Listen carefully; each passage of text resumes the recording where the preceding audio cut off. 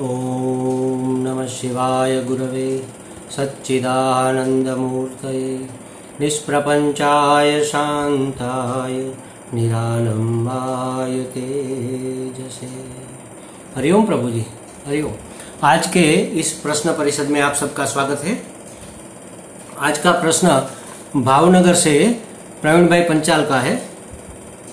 उसने voice message भेजा है और करीब 3 मिनट तक वो बोले हैं। उसका प्रश्न मैं ठीक रूप से समझ नहीं पाया हूँ, ये मैं स्पष्ट कह दूँ, क्योंकि आप जो भी प्रश्न पूछे स्पष्ट शब्दों में पूछे, इधर उधर की बातें आप इसमें इतनी मिला देते हैं तो मैं समझ नहीं पा रहा हूँ। मैं जो समझा हूँ वो मैं इतना समझा हूँ कि हमारे मंदिर में और पूजा रूम एवं मंदिर में जैसे समझो म्यूजियम हो गया है, तो उसका अब क्या करें, क्यों हो गया है, उसके लिए उन्होंने बहुत लंबी रेफरेंस की बातें की है। उसने कहा कि जो कोई यात्रा में जाता है, हमारे वडील बंधु, तो हमारे लिए कुछ प्रसाद के रूप में वहां से कोई श्री यंत्र लाता है, कोई हनुमान जी का फोटो लाता है, कोई शिव जी का फोटो लाता है, कोई अलग अलग माता जीओं का फोटो लाता है। तो ये सब चीजें तो भगवान के विग्रह है, इसको फेंक नहीं सकते, मंदिर में रखते हैं या तो मंदिर रूम में जो पूजा रूम है उसमें रखते हैं। तो इतने सारे भगवान वहां इकट्ठे हो जाते हैं कि पूजा करते समय सबको अगर सिर्फ तिलक लगा दिया जाए, एक एक फूल चढ़ा दिया जाए, तो भी इतना समय जाता, एकाग्रता नहीं रहती और हमारी निष्ठा भी नहीं रहती कि हम किस भगवान की पूजा करें। तो क्या करें, उसका प्रश्न ये है कि मंदिर और ये पूजा रूम हमारा जैसे कि म्यूजियम बन गया है, तो क्या करें। उन्होंने ये भी पूछा है कि हमारी एकाग्रता इसके कारण नहीं रहती। कई लोग ऐसे हैं, रेफरेंस दिया है उन्होंने, हम जहां तक समझे हैं कि कई लोग ऐसे भी हैं जो जप करते हैं, अनुष्ठान करते हैं, तो टीवी के सामने बैठकर जप करते, कैसे एकाग्रता रहती होगी। और कोई लोग तो ऐसे हैं, पूजा के समय मोबाइल अपने साथ रखते हैं, किसी का फोन आ जाए तो उठा भी लेते हैं और पूजा भी उसकी चलती रहती है। तो ये तो पूजा हुई नहीं, ये तो एकाग्रता हुई नहीं। छोड़ो महाराज, दूसरों की बातों को क्या करना है, हमें क्या करना है, हमारी एकाग्रता कैसे रहे और इस म्यूजियम को मंदिर में फिर से कैसे हम तब्दील कर सके, उसके बारे में अगर आप सोचोगे तो आपको रास्ता मिल जाएगा। देखो महाराज, हमारे शास्त्रों में पंचायतन पूजा का विधान है। 5 देवों की पूजा, 5 महाभूतों के 5 देव प्रतीक है, उसके अधिष्ठातृ देवता है, और उसी 5 देवों की पूजा करने से सब देवों की पूजा हो जाती है। तो उस हिसाब से, और उसका स्थान कैसे कहाँ रहना चाहिए, ये भी पंचायतन पूजा में हमारे गुरुजी ने, हमारे आश्रम से ये पुस्तक प्रकाशित हुई, आपके पास भी होगी। उसके अनुसार आप मंदिर में व्यवस्था कर लीजिए। कौन से 5 देव है, तो इसमें कहा है, देखो, उपासनम पंचविधिम ब्रह्मोपासनम एव तत्।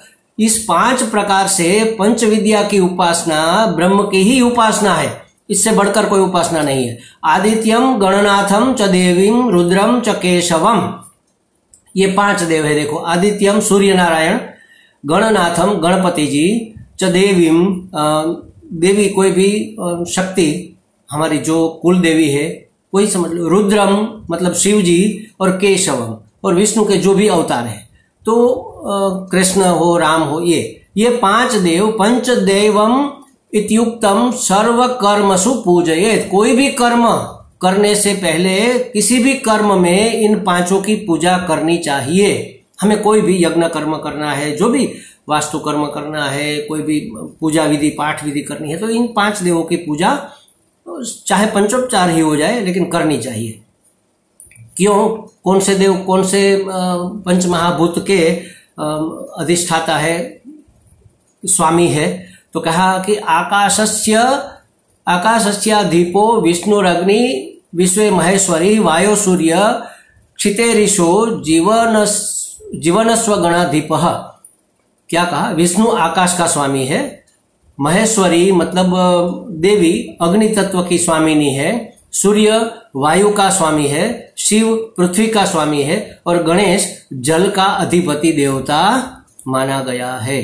तो कैसे करेंगे ये सब, तो इसके लिए भी इसमें बहुत अच्छे से समझाया हुआ है, आप पढ़ भी लेना। मैं भी अभी कह भी देता हूं कि जो हमारा इष्ट देव है उसको हम, जैसे हमारा मंदिर है, चौकोर मंदिर है, 4 कोने हैं, तो 4 कोनों को छोड़कर बीच में बिल्कुल बीच में हमारे जो इष्ट देव है उसको रखो। चाहे शिव जी हो तो आप शिव जी को रखो, शिवलिंग रख दो।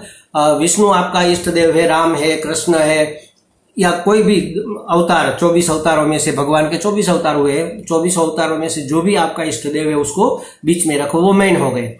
और फिर बाकी 4 को माता, मतलब हमारी जो इष्ट देवी है वो माता को, सूर्य को और विष्णु, मानो कि शिव जी हमारे इष्ट देव है तो विष्णु को और गणपति को, 4 कोने में 4 देवता को रख दो।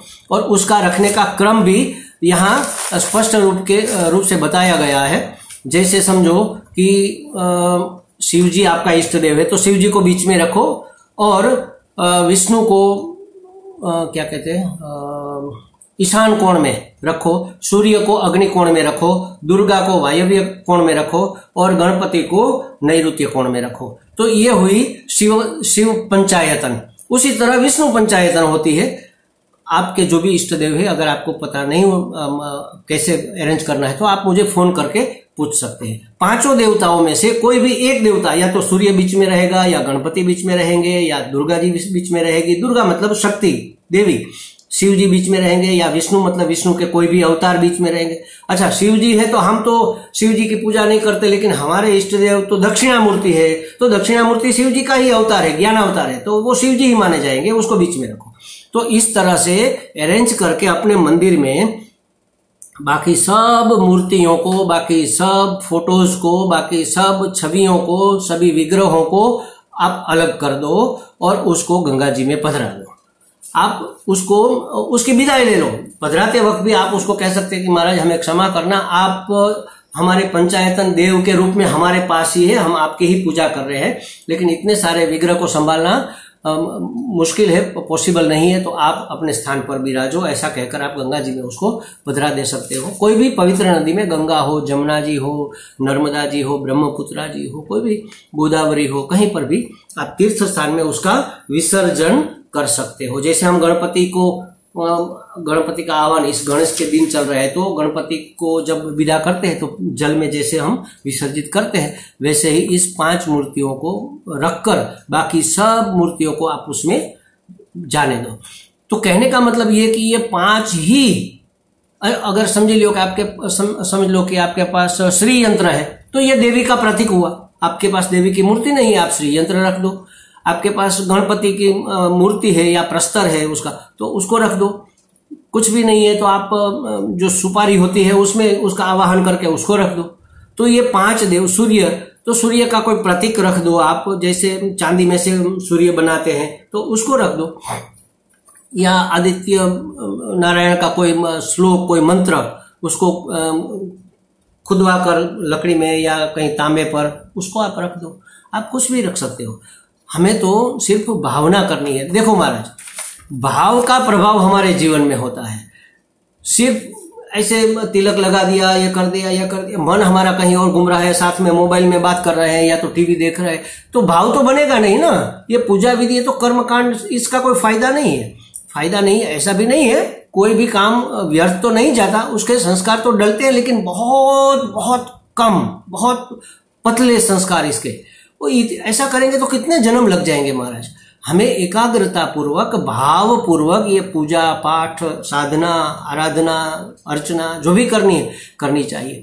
उसमें कोई एक पार्ट ऐसा भी हो सकता है आपको बहुत ज्यादा प्रिय हो तो उसमें आपका उत्साह और बढ़ेगा। जैसे मेरी बात करूं, मैं षोडशोपचार पूजा कभी करता हूं, जैसे जगन्नाथ, आषाढ़ द्वितीया को जगन्नाथ जी की पूजा करता हूं, गुरु पूर्णिमा को गुरु जी की पूजा होती है, और नवरात्रि में सरस्वती पूजा होती है। तब मुझे ये षोडशोपचार में से सबसे अच्छा उपचार अर्चना का लगता है। जो भी देवी है, भगवान है, उसके 108 नाम से पुष्प उसको चढ़ाकर उसकी अर्चना की जाती है। तो वो जो शब्द होते हैं ना, 108 नाम, वो मेरे अंदर भाव जगाते हैं। उसका अर्थ, जैसे अनंताय नमः, हमने एक पुष्प लिया, भगवान के ऊपर चढ़ाया, अनंताय नमः, तो अंदर भाव बनता है, भगवान तो अनंत अनंत अनंत है, जिसका कोई अंत ही नहीं, मतलब सर्वत्र है, सर्वव्यापी। ओम, ऐसे जैसे गणपति है, जैसे देवी है, तो उसके 108 नाम हमें मिल जाते हैं। गोरखपुर गीता प्रेस ने भी लगभग सभी देवी देवताओं के 108 नाम के पुस्तक निकाली है। वहां से भी मिल जाएंगे आपको। तो भावपूर्वक आप अगर पूजा पाठ करोगे तो उसका आपके जीवन में प्रभाव पड़ेगा महाराज। हमारा जीवन हमारी पूजा से प्रभावित होना चाहिए, हमारी आराधना से प्रभावित होना चाहिए। हम साधना क्यों करते हैं? इस जीवन में कुछ परिवर्तन लाना है। इस संसार में जो हम भोग रहे हैं, सुख दुख, जो परिस्थिति का सामना कर रहे हैं, जो रुचि अरुचि हमारे सामने आती है, उसमें से हम शांति पूर्वक सुख पूर्वक रह सके और आराम से अपना जीवन पूर्ण करके निकल जाए। उसके लिए तो अगर हम अपने जीवन को किसी और तरह से प्रभावित नहीं करेंगे तो वैसा का वैसा जीवन रहेगा महाराज। फिसलना तो बहुत आसान है, बिगड़ता जाएगा।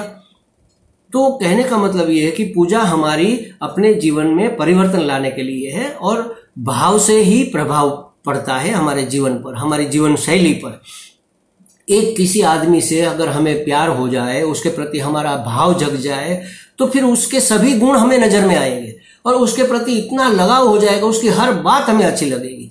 तो कहने का मतलब ये है कि अगर हमारा भाव बदल गया तो हमारे जीवन में इतना प्रभाव पड़ेगा, यही जीवन हमें इतना सुंदर लगेगा, इतना रसप्रद लगेगा कि जीवन तो जीने योग्य है। बिल्कुल आजकल हमें लगता है अरे ये भी कोई जीवन है, ये हो रहा है वो रहा है, हमारी मन की मानी नहीं हो रही, हमारी इच्छा की पूर्ति नहीं हो रही है, कोई ना कोई विघ्न आ जाता है, जिससे अच्छे संबंध है कब बिगड़ जाए पता नहीं। हर एक आदमी अपने चेहरे पर मोहरा चढ़ाकर घूमता है, कैसे किसको पहचाने, कौन सज्जन है, किसका संग करे। महाराज ये संसार तो ऐसा ही है। उसको देखने की दृष्टि बदल जाएगी तो सृष्टि अपने आप बदल जाएगी। और दृष्टि बदलने का काम हमारा ये भाव करता है और भाव का प्रभाव पड़ता है हमारे जीवन में। इसके लिए ये पूजा पाठ दिया हुआ है। परमात्मा की अनंत कृपा है हमारे ऊपर। उन्होंने हमें इतना दिया है जो हमारी लायकात से हजार गुना दिया है।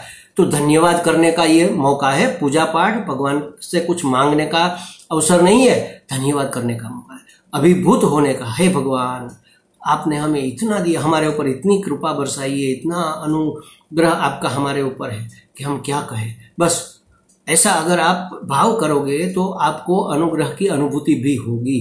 तो ये है पूजा पाठ का महत्व। मैं समझता हूँ बहुत सी बातें प्रवीण जी ने तो की है, लेकिन मुझे तो मोटी मोटी बातें इतनी समझ में आई है। अगर कोई बात रह गई है तो हमें क्षमा कीजिएगा और आप चाहो तो हमसे बात भी कर सकते हो। हरि ओम। एक बात और कह दूं महाराज कि आप जो भी प्रश्न बनाओ 2-3 बार अगर जरूरत पड़े तो उसको लिख लो। लिखकर आप अगर करोगे तो आधी समस्या तो आपकी वैसे ही सोल्व हो जाएगी और फिर जो प्रश्न बनेगा बिल्कुल स्पष्ट बनेगा कि आप क्या जानना चाहते हैं, आपकी समस्या को कैसे सुलझाना चाहते हैं।